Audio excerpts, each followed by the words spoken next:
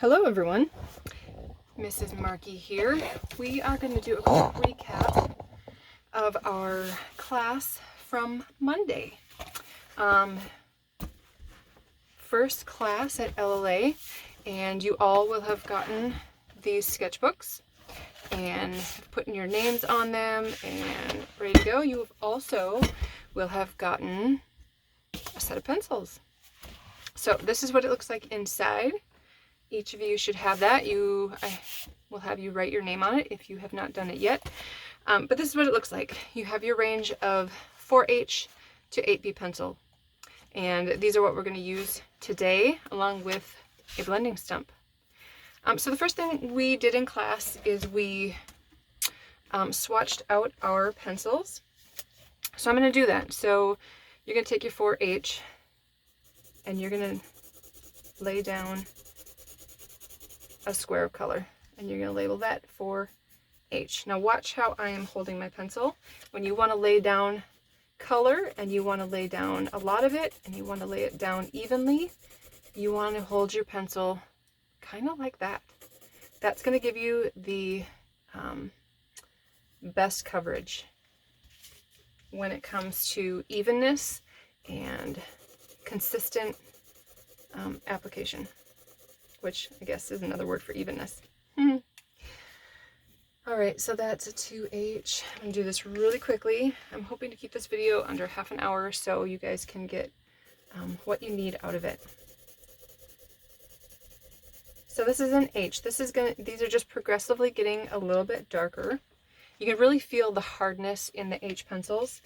They have more graphite than they do clay aspect. This is an HB. This HB is the one that I generally sketch with. So it's a really nice balance of scratchy and soft. And once you play around with it, you'll understand what I'm saying. This is a B, so this we're starting to get into your darker colors. B is for black, H is for hard.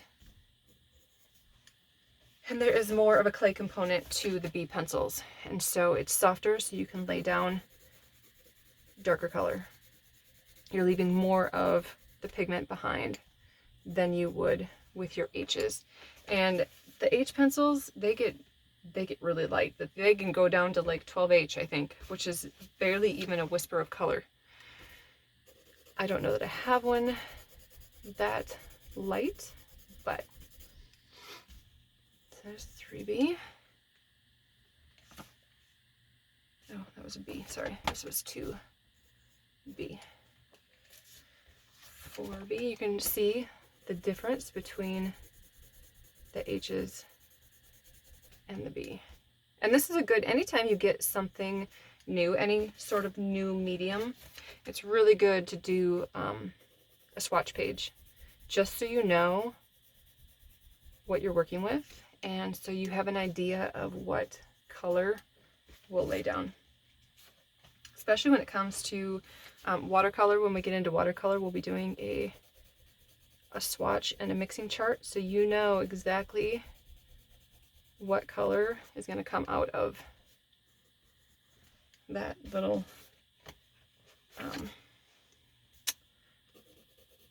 blob of paint. All right, so this is my last pencil. This is my 8B.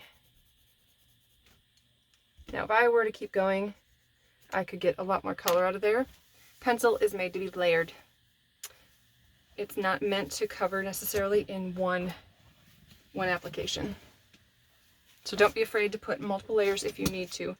I could really, if I wanted to get this 8B darker, I could turn my page and put a layer this way, and I'm applying just a little bit more pressure. Paper has a tooth, and once that tooth is full, it won't take any more lead. So every time I turn my page, I'm coming at the tooth from a different angle, and I'm filling it in different. Now, if I want to get really dark, I would go to my pencil grip and I would start pushing. But then you're going to scar the paper a little bit. I don't really want to do that quite yet. I'm just looking for a nice idea of what my colors can do. Now in this pencil set, as we talked about in class, there is a woodless graphite, and this I think is much better for laying down, you know, bigger areas of color. It is a 6B, so it's a pretty dark pencil. You have a little eraser. Now, it's probably not perfect. It might take a little bit of work to make it good, but actually, oops, don't smear. It cleans up pretty well. But you might need a brush to, no, maybe not. Maybe we'll need to work a little bit with that one, see how we can get that to work. Maybe it just needs to be sharpened. Then we have some charcoals. We have a hard, which is really scratchy, and a light charcoal. Then we have a soft.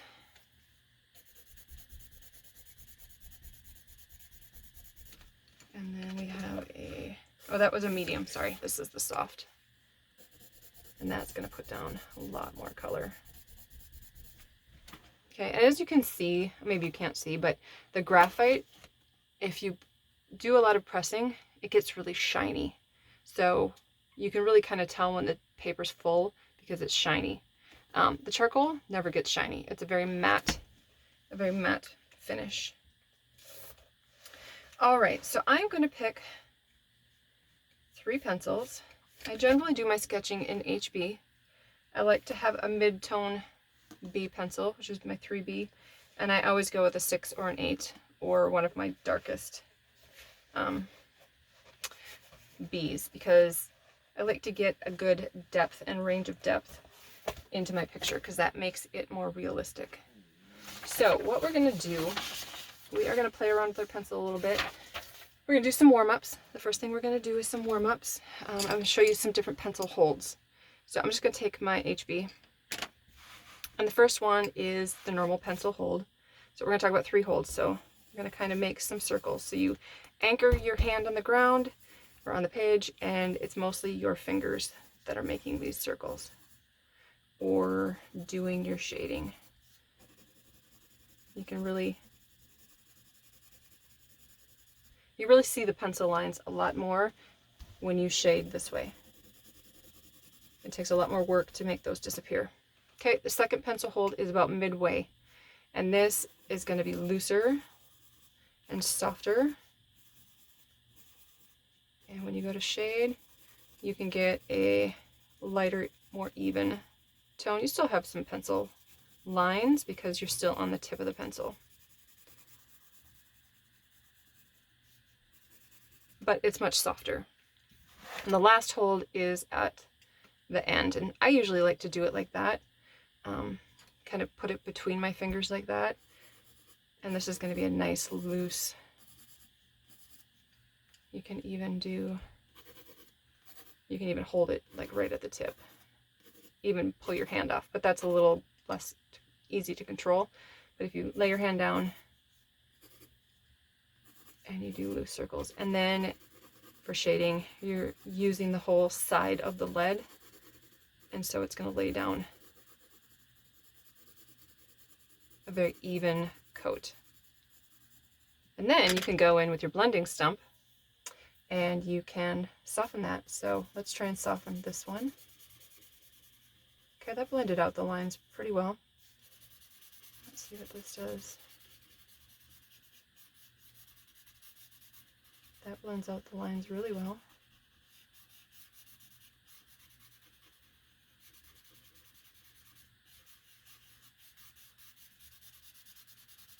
And with all that ink and that graphite on there, you can really draw that color out. A lot of times I will do my initial shading. I'll show you when we do the circle or the sphere with just the residual graphite that's on my pencil. And then finally this one is much more. And see how I'm using my stump? I'm laying it on the side. There's a time and a place to do it like this, but all you're going to do is really smash the end of that stump. So lay it on its side and blend. And that, like, there's no lines. It's just kind of really soft. All right, so now we are going to make a sphere.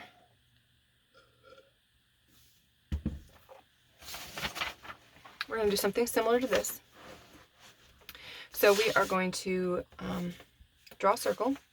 You can just freehand a circle. It doesn't have to be perfect. Okay, obviously not perfect because it's hand-drawn. And then, again, my light source, I'm going to go from the other side. So my light source will be one of these spheres. So my light is coming this way. So my highlight, I'm going to lightly sketch in. Always lightly sketch. You don't ever want to put in really hard lines. If you were to sketch a circle like this, and you put in your light source, and you do that, and you've got your highlight, and you make a mistake, and you go to erase. Let's see what that does.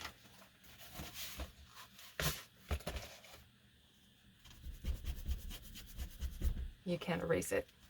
It has scarred the paper way too much to erase it at all. Whereas this light one, I can make this disappear completely. So always sketch light until you got it right. It's a really silly slogan, but it's true. You have to do a light sketch. Even these ones, sorry, I've got the kneaded eraser, which isn't exactly perfect. White eraser will do better. Even those ones erase way better than these. That will never come off the page completely.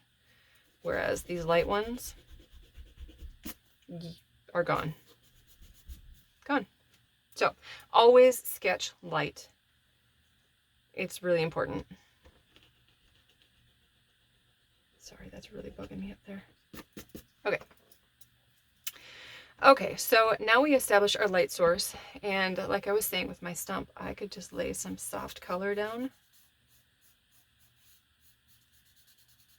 around this highlight.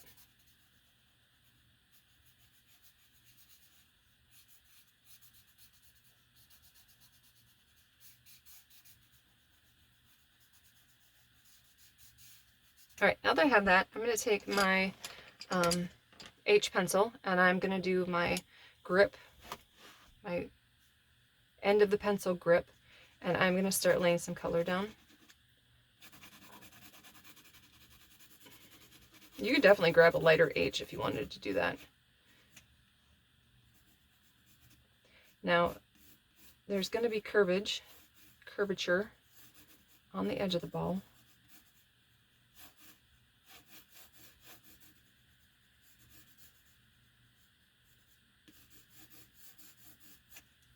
And even if I want to get rid of this pencil line, and take my kneaded eraser. Now this eraser, you have to kind of work it, kind of like Play-Doh almost. You got to work it, warm it up, and then you can get into a really, really fine point if you want to do some fine detail work. It's really good for, like hair and really, really tight places.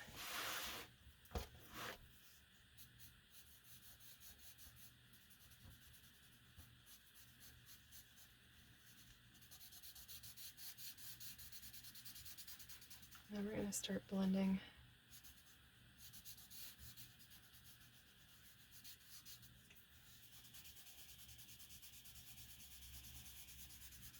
We want a nice gradual fade from light to dark. So I'm going to take my next dark pencil, so my 3B, and I'm going to go in and lay some color down.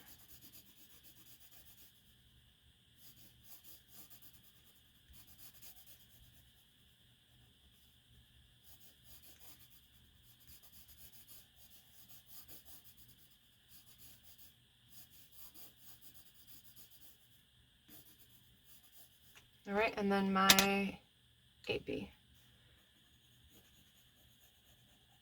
My darkest area is going to be opposite of my highlight.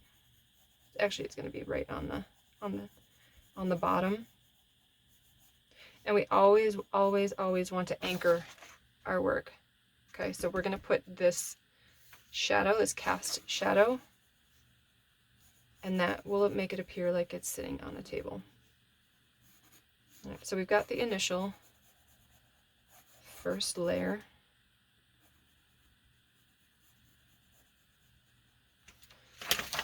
And in your kit, you'll have a, oh, where's mine? It's missing. You'll have a little ruler. It's a little triangle ruler. Mine is not here, so I will show you this way. So to create this cast shadow, you're going to measure your light source past the edge of your, so say this is my light source. I'm going to find the edge there, and that's about where that would be. And then this one, we're going to have a nice long shadow. That seems a little far. That's all right, because it's a really small light source. I need my HB. So I'm going to take this and I'm going to make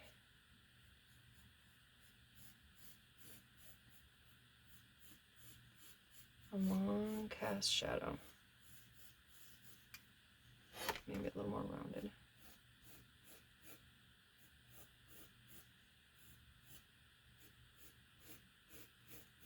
Okay, then I'm going to take my 8B again, and I am going to grab a little closer to the tip because I want a little more black laid down.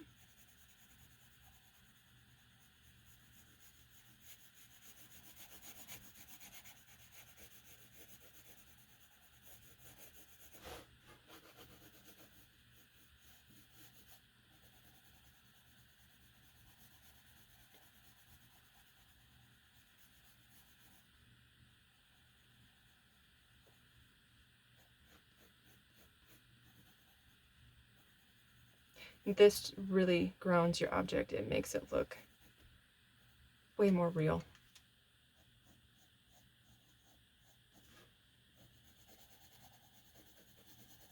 I'm not looking for perfection. It doesn't have to be perfect, but I just want you to see how creating the range of value creates depth. And my sphere got a little bigger than I wanted it to.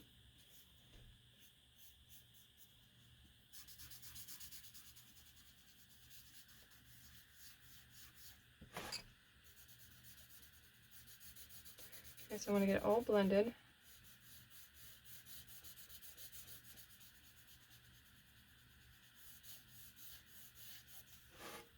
And then I'm going to go back in with my 8 and really create that darkness. I feel like that's not big enough.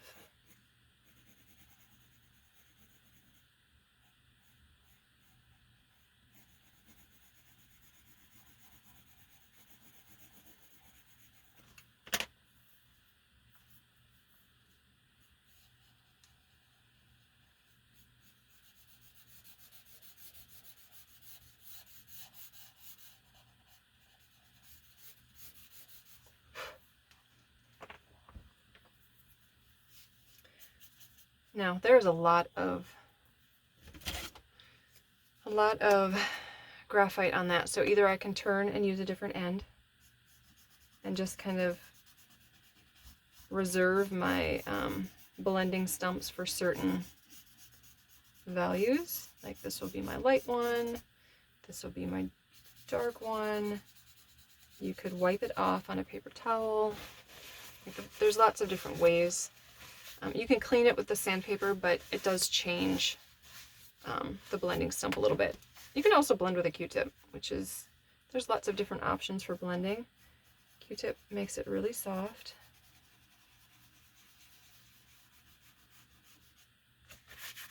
Oh, and there you go. Don't stick your arm in your work. So to stop that, you could put a piece of paper.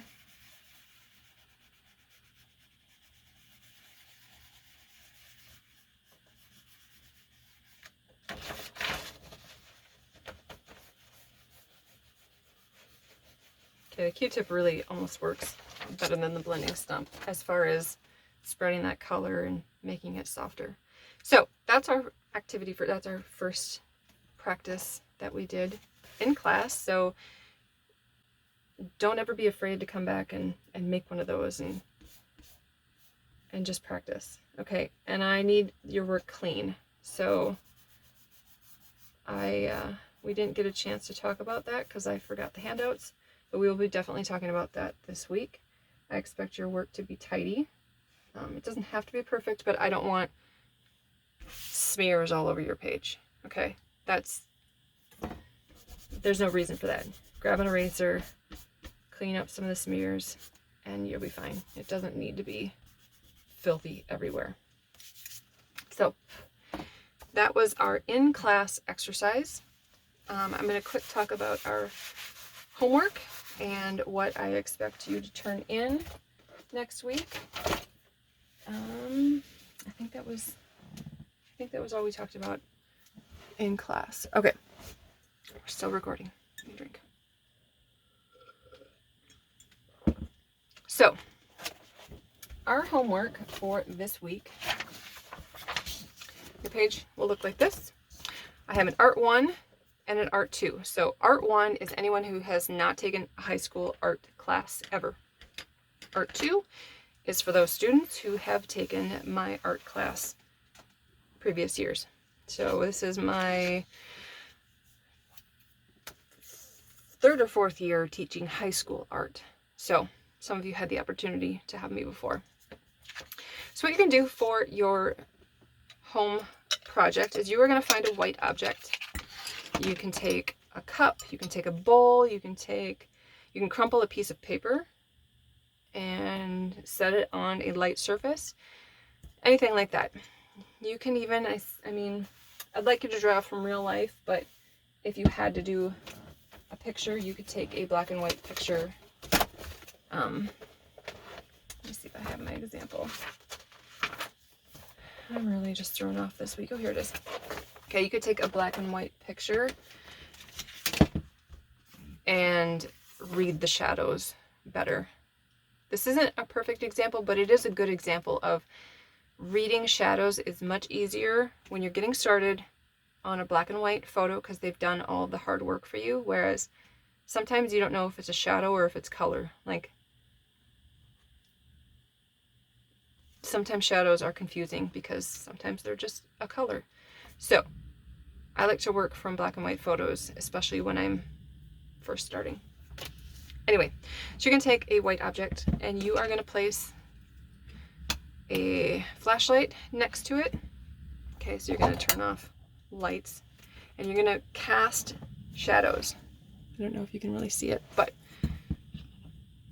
when you cast a side shadow with a flashlight or a little light, you're going to have a range of values. Like, it's much darker on this side than obviously this side. So this side you would use your H's, and this side you would use a combination of your B's. So again, it's like this and the light source, and everything on the opposite side is darker. So that's your assignment. I want you to draw an object. Doesn't have to be perfect. I'm not looking for perfection in your drawing abilities right now. I am looking for your value range. I want to see a range of values. This is a value scale. I want to see a range of values in your drawing. Like, you can see there's the H, then you've got this range in here, and then you've got this range in here, and then you've got this range in here. So all that scale is in this one drawing, which makes it look more realistic. So that's what we're going for. We're going to practice that because once you can get a hold of that, it will help you in all mediums, everything from watercolor to acrylic to oil pastels. It's all going to help you work with color. So for my Art 2 students, you are going to choose 2 white objects. I don't have another white object other than this bottle. You're going to do a still life of maybe 2 white objects and have them in the same picture together. So that's the assignment. Cobwebs on that. That's the assignment for the Art 2 students. Now, when you get to class next week, you are going to have your work in your sketchbook. So you're going to close your sketchbook, you're going to take it, and there will be a sign that says high school art assignments. It'll be on the check-in counter. You're just going to stack your sketchbooks right next to that sign, and I will spend the first 2 periods, so you gotta do that right when you get to school, I will spend the first 2 periods grading those projects, or at least getting them ready to grade. This is what we did last year, so it's kind of faded because it's been in and out of my sketchbook, but you know, you get those really dark values under the cup.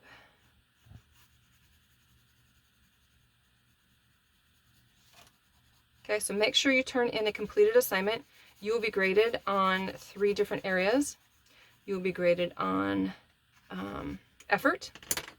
I will know if you spent 15 minutes or the full hour that you should on this drawing. So effort, there's 10 points for effort. There's 10 points for craftsmanship. So is it clean? Is it finished? Is it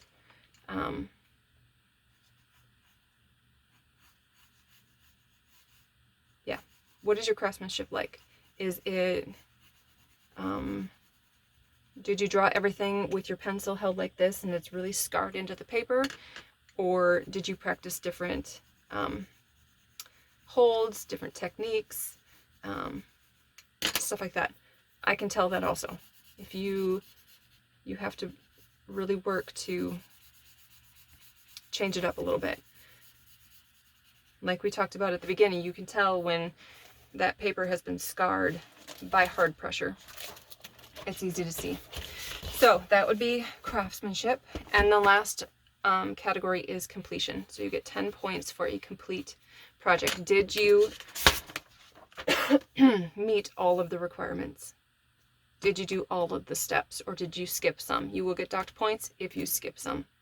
So that's my expectation. We'll talk a little bit more about it in class this week, but that's it. I hope you guys found this helpful. I hope you find these useful and beneficial to growing as artists. I really believe that anybody can learn how to draw, how to paint, how to create art. It's very therapeutic, and I think most people can benefit from it. So don't ever doubt yourself. You may just have, some people have natural talent, some people have to learn and put a little more effort in. But honestly, I really think anybody can learn. So I hope that your confidence by the end of this course is much higher. I hope you all feel more equipped to make art. So have a great week, and I will see you on Monday.